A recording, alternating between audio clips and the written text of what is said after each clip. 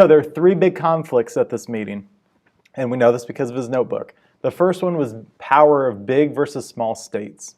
Right? Small states are worried that the large states are going to have all the power, which would make sense because if you're voting based on representation, the amount of people you have in a state, of course, big states like Virginia are going to have a lot more votes than states like Rhode Island. And to make it clear, when we talk about population, that's when we say size. So we're not saying Rhode Island just because it's tiny, but because there aren't as many people who live there. Right? The large states, they didn't think small states should have equal power. People in Virginia, since it's such a big state in population, don't think that Rhode Island should have as much say in the government as they do. So you can see both sides of the issue. So that's issue number one.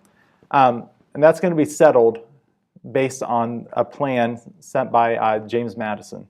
There's actually two plans for how they're going to organize it. You have the Virginia plan, which is by a Virginian, James Madison, and the New Jersey plan, which is by a New Jersey person named William Patterson. You do not need to memorize these plans and everything about them. What you should know is that the Virginia plan was Madison's, and it had a bicameral house. And what that means is that there are two houses. This is what we have today. You have the House of Representatives and the Senate, and together they make Congress. All right? So that's his idea. He wants to base it on population.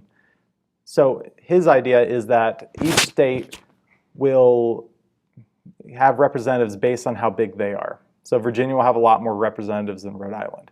All right? The Virginia plan is the big state plan. That's why it's favored by the large states.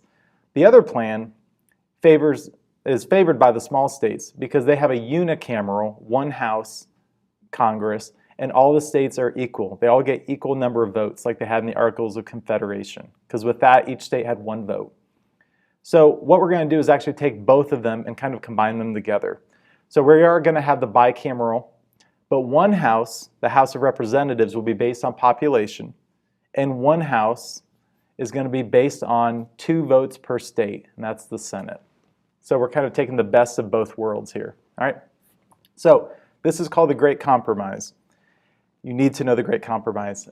There are a few things in it. One is what we just talked about. But the other one is that we're going to have 3 branches of government. Everyone agreed this is a pretty good idea. Remember, we got that from Montesquieu.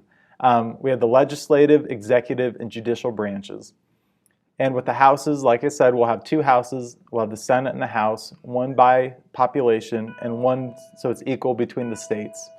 So this is going to make the big and small states happy. So that's a great compromise.